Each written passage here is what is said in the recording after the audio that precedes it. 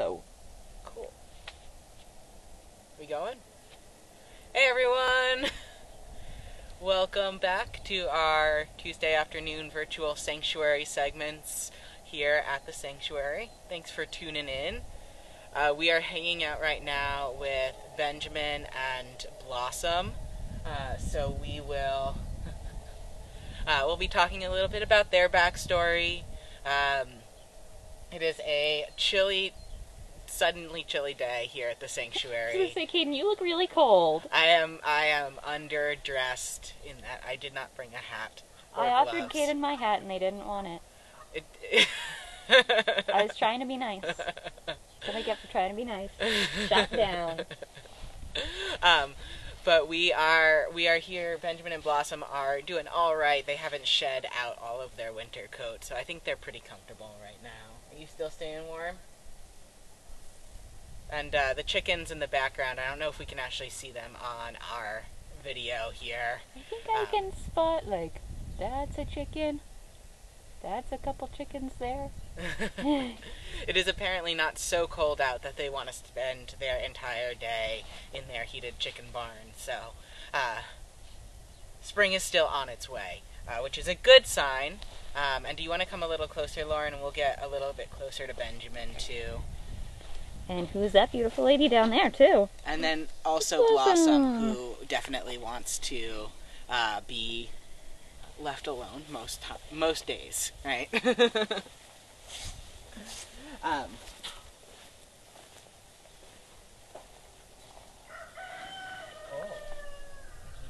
hello, everyone. Hi, Pam. Hi, Veronica. Hi, Brad. Hi, other Pam. We have two Pams. Hi, Jose. Hi, Stephanie. Nice to have everybody here. We got a whole bunch of regulars coming on, apparently. It's been a little while since we've been hanging out with Benjamin and Blossom in here. They are both doing well. Benjamin recently has been flirting of a sort with Daisy, the cow, who is currently living with Tucker. So Daisy does not live in here with Benjamin. Are we getting up, bud? I'll give you some space. Thinking about it. He is. Oh, goodness. Oh, Big goodness. sigh. So Daisy does not live in here with Benjamin, but her field goes all the way across the little pathway from here, so it extends out pretty close to Benjamin. And when she first got to this part of the property, we introduced her to Tucker, because Daisy had been living at our Route 32 property, which is a portion that we don't welcome visitors to. It's a quarantined property, about a 5-minute drive from where we are located as our main site. And Daisy had been living with a cow herd over there, but we wanted her to become Tucker's friend after he lost Amos. So we brought her over, and she was not so much interested in living with Tucker at first, but she and Benjamin were calling out to each other quite a bit, right, bud? And Benjamin's still been talking a lot, I have to say. He was talking a lot over the course of the weekend. So he's got his spring fever, I think, going on right now. But right now it's quiet here at the sanctuary, which is nice, right, Ben? If anybody has any questions about our friends here, by all means, ask away in the comments, and Lauren and I will do our best to answer them. Benjamin and Blossom are... He fallen asleep. I'm not sure. He's got interested ears. He's got paying attention ears going on, right? Just kind of chilling.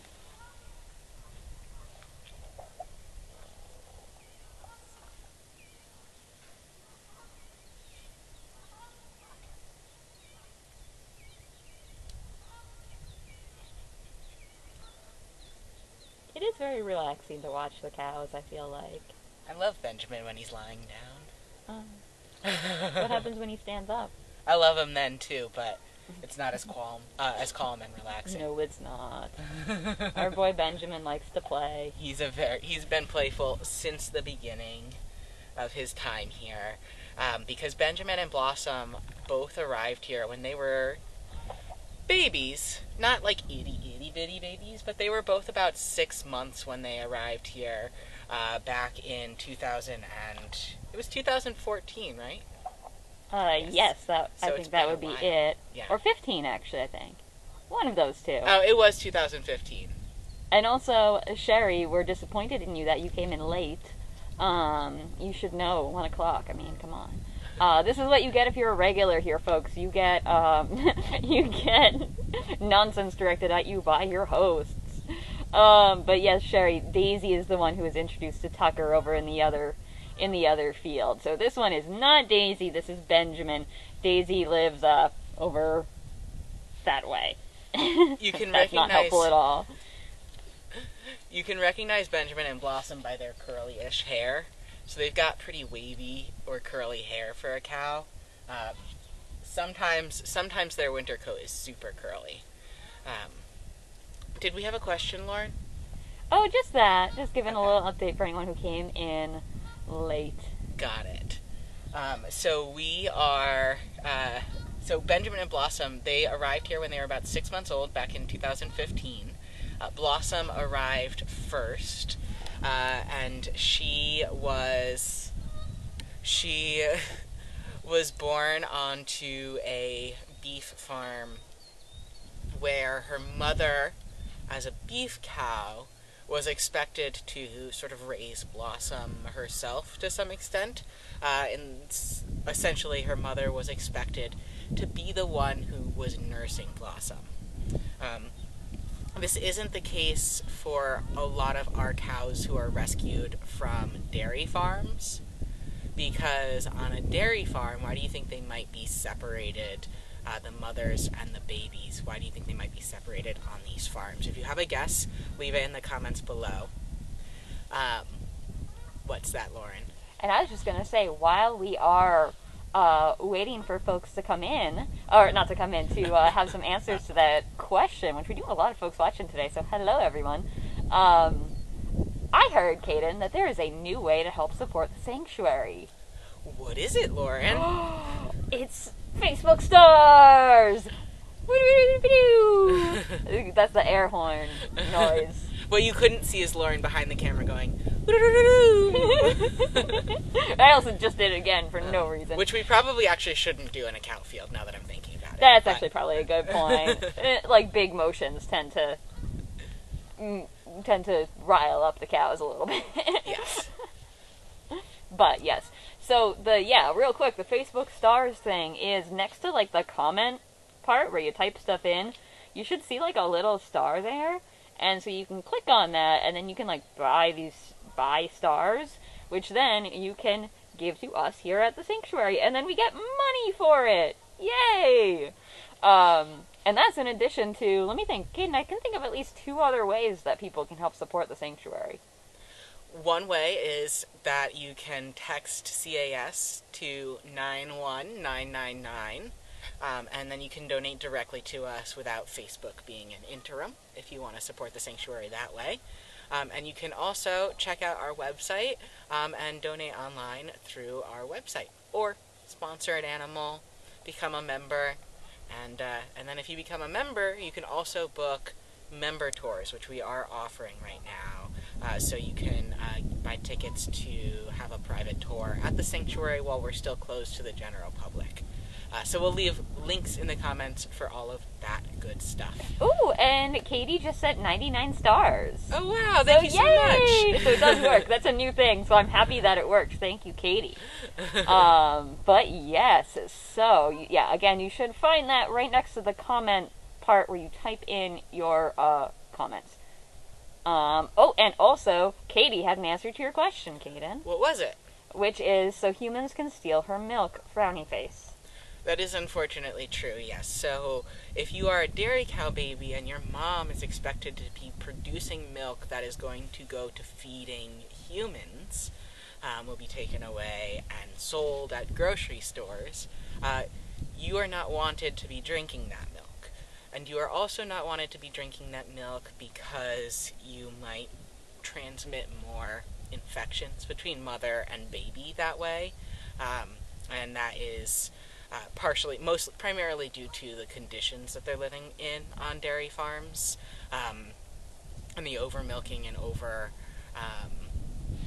overstimulation of their udders leads to a lot of that. So they'll also separate the baby so that fewer diseases spread in the sort of unnatural conditions that they're in on dairy farms. But for our beef cow rescued friends, who were never intended to be used for their milk, but their mothers had them so that both mother and baby could eventually be raised to be eaten, the farmers don't want to have to bottle feed all of those babies. And so when Blossom's mother, for whatever reason, and it's not super common for a mama cow to do this, when Blossom's mom refused to nurse her, the farmer didn't want to have to bottle feed her to get her up to size before she was starting to eat grass and hay and all of that. So she got very, very lucky in that somebody reached out to us and found her sanctuary with us. And here she is, 7 years old, 6 going on 7 years old. Am I right? Yes. Yeah. Am I right? Or is it 5 going on 6? Now I'm losing my math here. Math. 2015. She was born at the very beginning of 2015, so she's about 6 months old. Yeah, 6 years old. Oh my goodness. What is math? Yes, we have a question. So first of all, thank you, Dina and Veronica, for sending more stars. Yay! And also, Clint is wondering, are the cows laying down because it's cold, because it's going to rain, because there's no grazing in the pen, or are they just there to chill? They're just chilling.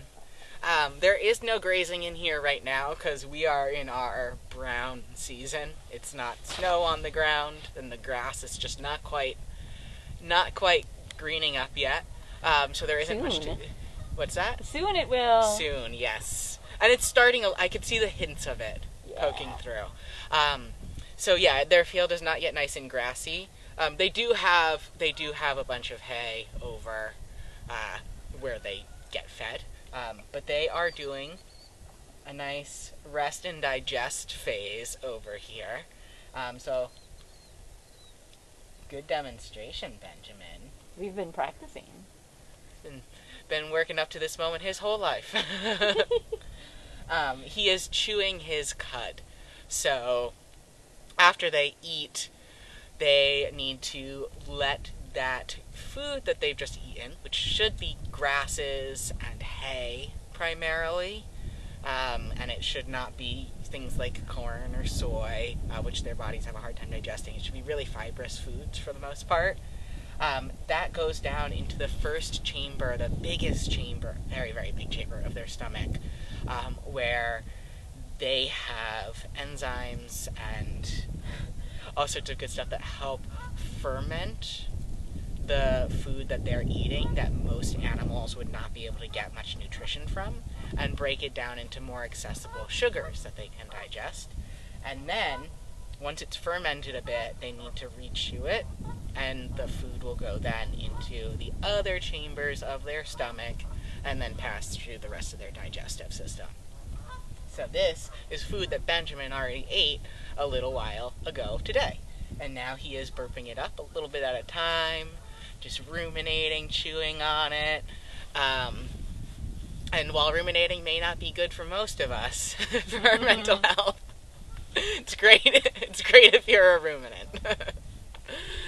Yes, Lauren, what's our other questions? Oh, well, I just think this is something to clarify. So it's not that cows have 4 stomachs. Mm-hmm. It's that there's more parts to their stomach. Yes. Is that right? Because that's the thing I hear people say a lot.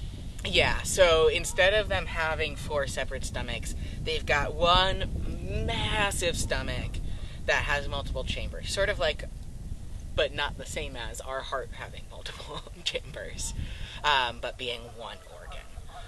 But they do have a much larger digestive system compared to their overall body size than animals like humans who just don't digest really, really tough grasses, and so we don't need to break it down quite as much, and food can pass through us a little bit more quickly. Where was I going with this before we stopped for some question time?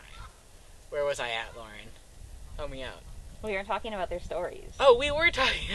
Thank you. So where did handsome Benjamin come from? And Benjamin came along, so we adopted or rescued Blossom when she was 6 months old. She got real lucky. But she was the only baby cow here at the time after she was rescued. And cows are pretty social animals. So they need other cows around in their lives in order to be happy, which is why we brought Daisy over for Tucker after Tucker lost Amos. So we were looking for up here a companion for Blossom, and unfortunately, and fortunately for Blossom, but unfortunately in general, there is no shortage of cows who are in need of rescue. And Benjamin happened to have come from a farm that was shutting down. Some kids, adult children, who had just inherited the farm did not want to continue on the family business, and we're looking for homes to place some of these cows from a beef farm in. And we took in Benjamin when he was 6 months old. He's just a couple months younger than Blossom. And the two grew up together, and even from the start, now I know where I was going with this, even from the start, Benjamin's personality was just very, very playful. So, to this day, he's now an adult cow, still running around, bouncing around, shouting more than your average cow. And Blossom was always a little bit more reserved, and, dignified. Benjamin, you've got a good amount of dignity now. These days, right? He's matured a little bit. He has. Hey, Kaden, Jackie says that cows love it when you sing to them. That is true, Jackie, but is it? I'm not sure. I think I would need a demonstration. So I was going to say none of our viewers would like it if I sang. but Lauren would be happy to give a demonstration. No, you're on camera right now. I'm not going to sing because I am tone deaf.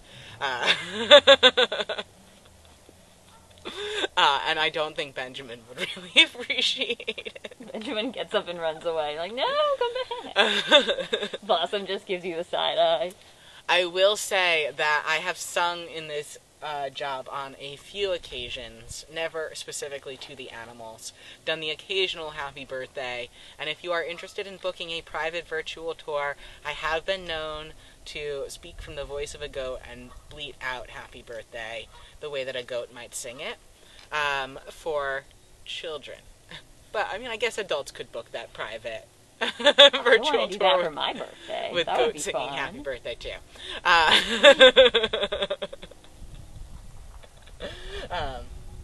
But yes, in general, cows are pretty receptive to music. We've certainly had folks come and play for them on multiple occasions. And they've got great hearing, and they're pretty emotional beings who do seem to really, really enjoy it. Yes, we've got more questions. Awesome. Keep them coming. We love questions. Pam is asking, do you guys have any children's books written about these residents? So we do not have any children's books.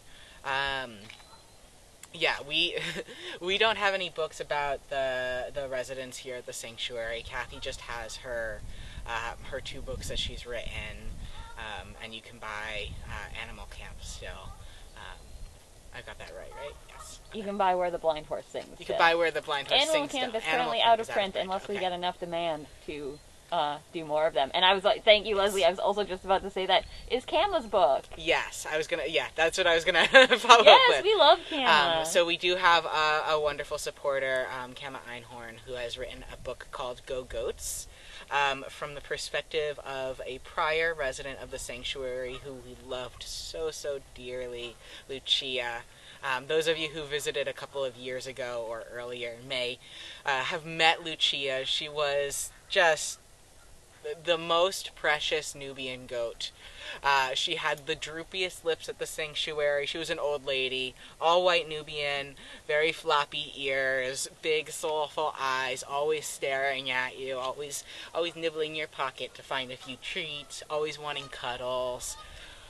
Such a good ambassador for all of the residents here at the sanctuary, and so yes, there is Go Goats, and you can check that out. But that is not specifically written by us here at the sanctuary. Did we have any other questions, Lauren? Also, I'm also just thinking, folks, if any of you know any other like good animal-friendly books, feel free to pop them in the chat for kids, because I know that's something that people are always looking at if you've got younger kids. Because a lot of like books about animals, these sorts of animals, have to do with farms and things like that, and they don't really give a picture of what really happens, nor should like a 4-year-old be told about factory farming necessarily. But there are a lot of books that are out there that have a much more animal friendly approach. Mm-hmm. I'll try to think of some off the top of my head, or maybe I'll look some up real quick, but if you know of any, pop them in the chat there too. Yeah, that's a really great point, Lauren, because a lot of times we are thinking about them as being beings who are inherently belonging on a farm, even when we just call them farm animals, instead of, farmed animals, beings who happen to be being farmed, but who are not here just so that they can serve us over the course of a very short life. They are very much their own beings who can have some really great individual personalities if they're given that space to flourish. And they are and they're just often not portrayed with quite that much individuality, and they are often like cows, for example. We're taught that like cows should inherently be mooing, and I feel like I talk about this one a lot, but cows mooing is not actually a really like positive sound most of the time. A really happy cow tends to be a pretty quiet cow, and they moo, when dinner is late, or when they're in distress, or if their baby has wandered too far off. So they'll moo for situations where they're trying to fix something, or something's bothering them, whether it's just something that's bothering them a little bit, or something that's big, like grief. But for the most part, they're actually pretty quiet. I think the most common sound I hear from cows is just them burping up more cud. Or possibly farting. Ooh, also farting. Yes, that is true. They're very gassy beings, right, Benjamin? So I don't know what you're talking about. Yeah, and by the way, I found the name of a couple books. Oh, let's see. So Clint also says all of the Carl books about a Rottweiler and a baby are really fun. Oh, I'm not familiar with those ones. We also have friend of the sanctuary, Dawn Hubble. I don't know if Dawn's watching today. Hi, Dawn, if you are. But she has also written a few books, like, for example, one called Have You Ever Been Kissed by a Cow? Which is cute. So yeah, there's some cool ones there. Let's see, what's her name? Ruby Roth has written a few. So yeah, there's definitely some out there. Yeah, agreed, Katie. It is hard to avoid that farm mentality in the books and all. But that's so great that you share things to Goodwill to kind of get some other perspectives out there. That's wonderful. Benjamin is enjoying his chin scratches, I think, at the moment. Yeah, we're having this is this is the calmest visit I think we've ever had with these cows. They're just really chilling out today. Usually they're busier cows than our other friends. Tucker will just stand. Tucker will stand all day long. Get lots of love and attention. These guys are usually busy like wandering around, doing their thing. And how are we doing on time, Lauren? We got like 5 minutes or so to go. Awesome. If you have any questions that you want us to cover before we start to wrap up, leave those in the comments now so that we can make sure that we get to them. And I was going to talk a little bit about how these guys grew up here and have some pretty cool mental capabilities that they've learned. So I was originally going to talk a little bit about cow cognition, because a lot of times we think, because they do just kind of stand there. I don't know. Lauren's looking at me like, do we have time to squeeze this in? Is that what we're looking at? No, Lauren's laughing to herself because in her brain, she made the word cownition.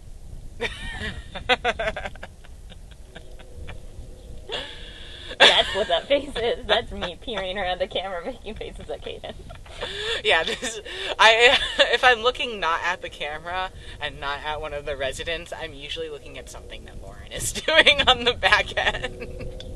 And just trying to understand what is going on in that brain. It's usually something interesting.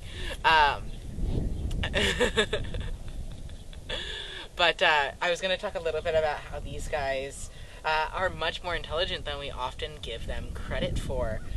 They are slower moving animals most of the time, with the exception of being Benjamin and his endless supply of energy for the most part. But they are absolutely perceiving the world and paying attention to the world around them all of the time. And they have some pretty good skills at distinguishing different objects and sort of creating concepts and categories in their minds so that they can create a whole bunch of associations and remember things for longer periods of time. So, for example, someone like Benjamin gets pretty excited when he sees buckets. Actually, every single... Is there an animal here, Lauren, who doesn't get excited when they see a bucket? No, we love buckets. We love buckets. Buckets might have food in them. Buckets have food in them.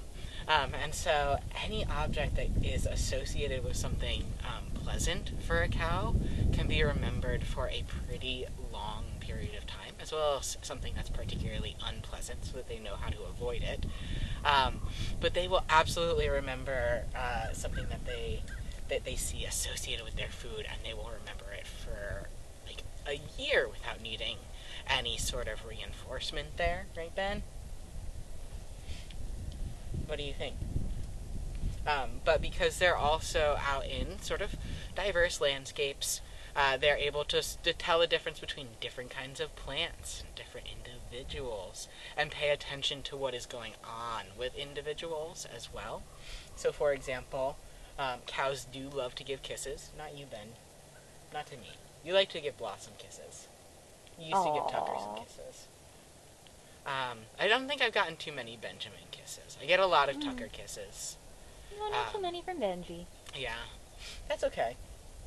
But they will actually groom or give kisses to members of their herd who are feeling more down or who are sicker or injured at a much higher rate than they will for those who are doing all right. So they're constantly looking out for each other. Is Blossom about to get up? She might just be stretching. Just stretch that one little leg. Oh, goodness. Just shifting. Maybe her leg fell asleep. We've got a question. Yes, just as we're wrapping up. First of all, hi, Josh! Josh used to work here, and now we are sad because he is gone, but we were happy to see him watching, so yay! Hi, Josh! Also, let's see, I think it was Clint. Yes, Clint asked if we are open, and so we did put a response in the comments there, but just so folks here at 2, we are doing limited COVID-safe tours by appointment only if you are a member of the sanctuary, so the links are in the chat there where you can get more information. If you're a member already, then you can book the tour. If you're not a member yet, you can do that and then book the tour. And just keep in mind, availability may be limited because, we're trying to keep the group small, and Kaden and I can only be in so many different places at once. It's true. So we wish we could welcome you all here, but we are booking on any day of the week at either 10 a.m. or 1 p.m. for our members, as long as there's staff availability and that slot isn't booked up. So it is flexible as to the date that you are able to visit, for sure.